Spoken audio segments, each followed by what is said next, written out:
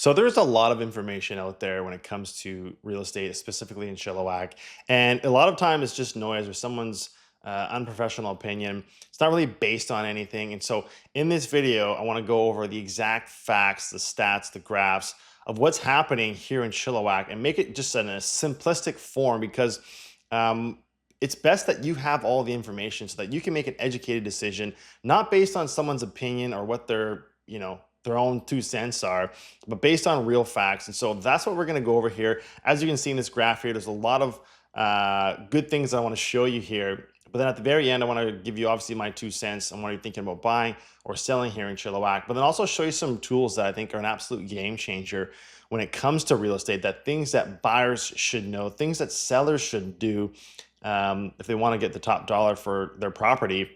And so with all that said, I want to get into the Chilliwack real estate market here. And first thing I want to talk about is the Chilliwack market as a whole, what's happening here in a broad picture, bird's eye view, and then get more into the specifics of the detached, the townhouse, and the condos. And so this is a graph it's on my website. You can literally go check it out for free. It's not behind some password or email. You can literally just access this whenever you want. So that's the beauty of that. And so first thing that's going on here is median sale prices. It's obviously no surprise that prices have been continuing sliding downwards. And now this is a medium sale price, so it's not the perfect indicator of what's happening here. But essentially, it paints a picture of what's happening here. And if we go all the way basically to 2020 or 2005, as you can see here, we've had substantial growth ever since then, obviously. The peak here back in 2022, the massive overcorrection, and then now it's just been kind of on a slow trajectory downwards here. But the next thing I want to talk about is just sales, because we're entering the summer market now, and we always like what happens during the summer market when it comes to sales.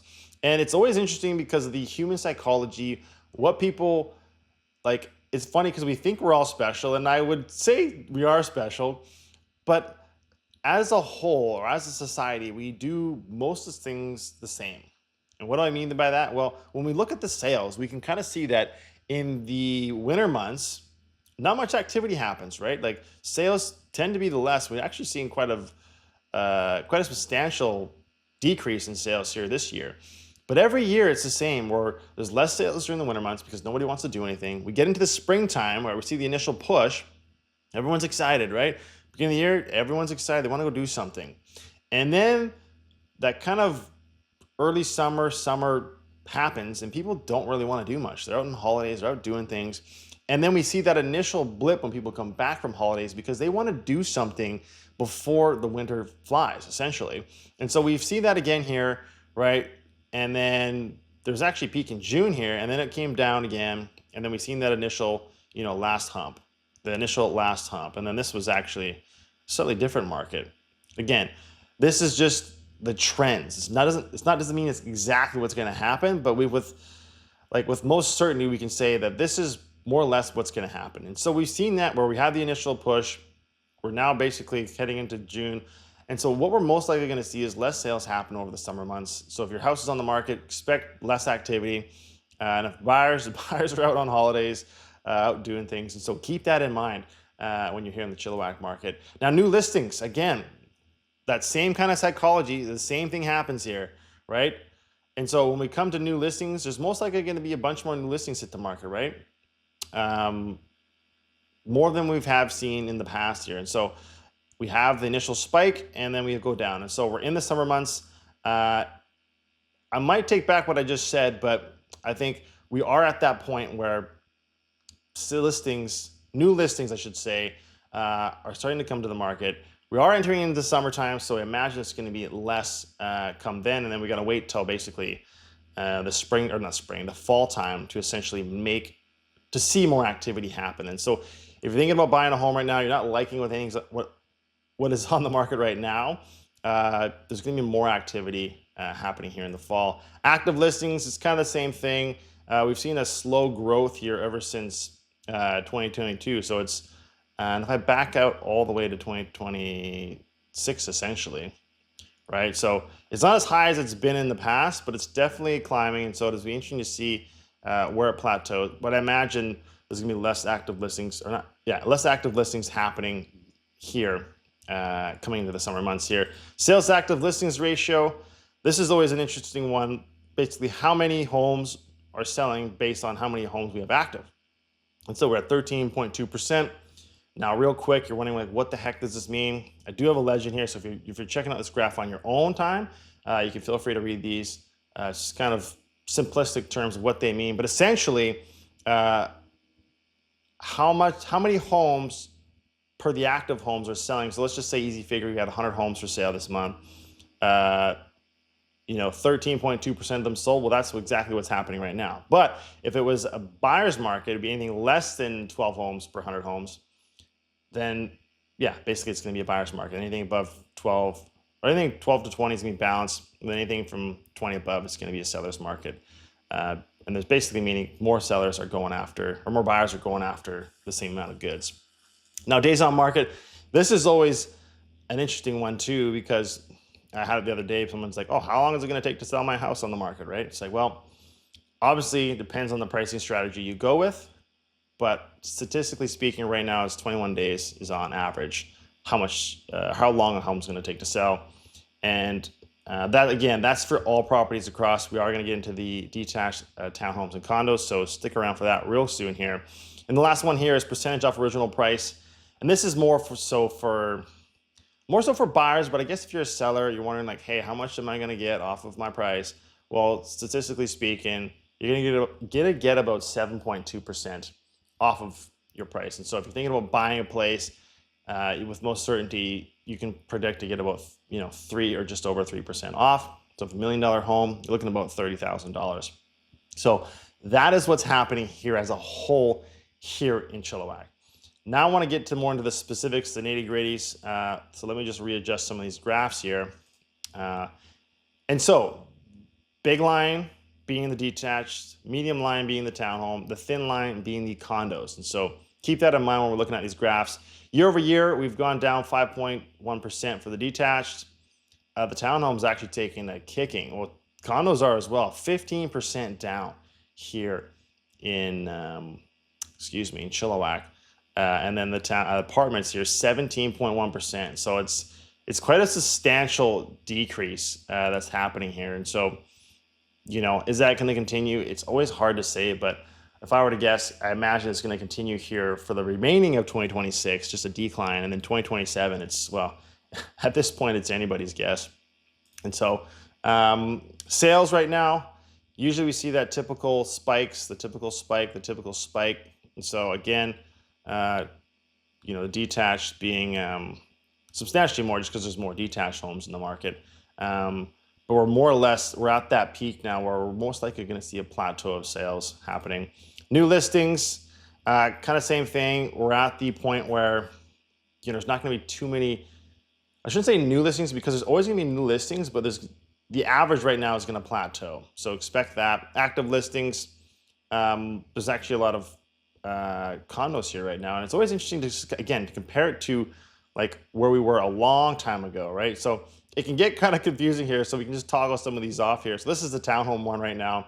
And so we haven't seen this level of activity active listings really since a while, right? So there's lots to choose from. And then the condo market, again, there's just more inventory growing. So just when I think about selling, if you're trying to sell your house and there's lots of inventory, you have more competition. So essentially you need your home to stick out more. And so really that comes down to two things in my opinion. Well, three things actually. Location is obviously one of them. Condition of the home is another one. And then how you price your home is the last one. And so depending on those variables is how fast are you going to sell your home essentially. Sales to active listings ratio, again, they're saying the detached is a balance, the townhome's a balance, and the apartment, is less, a buyer's market. So when you're thinking about, where's the best opportunity? Well, buyer's market is always going to be the best opportunity. So that's pointing towards condos. Days on market, this is an interesting one when I was looking at the data here. Let me just make it so it's not so crazy. We'll go down to 3 years here. Is that the detached is taking 12 days to sell your house. Apartments kind of being the crazy one where it's 48 days. Now, the last one here, which again is going to be more tailored towards the buyers. It's more just informational for sellers. But when you're looking at purchasing a home here, detached, you're going to get about 2% off. Townhomes, you're going to get about 3%. And then the big one here is the apartments. You're looking at about 6%, or no, 5. Wow, I can't even do math here. It's 6.3% off. So if it was a, what would that be? That'd be like a $31,000 off a $500,000 home, so, or condo. So lots of information here. What are your thoughts on what's happening here? Feel free to go through these graphs on your own because I know I went through quite quickly. Again, I'm just trying to keep these short and sweet so that I'm not blabbing on about a bunch of random different things. Again, those tools that I wanted to show you here, link in the description to go check those out. But if you want the market reports of what's happening here sent to you on a monthly basis, you go to the Chilliwack tab. You can look at it here. Some great information on there as well. And then if you wanted any of the other market reports sent to you, you can literally just click the ones you want, download my reports. I'll make sure you get those on a monthly basis. And then the home evaluation tool, this is an interesting one. Excuse me. You can literally put your address in here, or maybe even the property you're thinking about buying, and they'll spit out a price to you instantly. Like I've done this hundreds of times. I'm always blown away how accurate it is. And so you literally just put the address in there, your details. What I will say, full transparency, myself or my business partner, Clark, will reach out to you, and it's essentially just to see if you need any help. And if you don't need any help, we'll be more than happy to go on our way. So go check that tool out. And then the last one here, which I was talking about, was the True Home Cost Calculator. I think this one is like essential. Like especially buyers who've never bought a home before, they need to use this tool. Now, if you're a seller, you've obviously been through this process before. You own a home, so you kind of understand the cost of owning a home. But this calculator is really just there to help you, aid you in trying to figure out what things cost and how much money you'd have at the end of the day. So here's the selling tab. You can literally put all the information in there. It spits you out the net proceeds. And so then if you're thinking about buying a home after that, essentially you can put all the tabs, put all the information in. It's going to spit out how much it's going to cost to do that. And then the more important one, which I was saying before, for if you're thinking about first-time home buyers, you literally want to know how much it's going to cost you to own a home, because the last thing you want to do is buy a home and not understand that, oh, I actually don't have as much money as I thought at the end of the day after each month, and now I literally can't continue living the lifestyle that I want. So go check that out. And if you have a property you're looking at that's stratified, you can literally fill out the information there. If you're not, no need to fill it out. But those are the cool tools. Go check those out. Again, they're on my website. They're in the link in the description.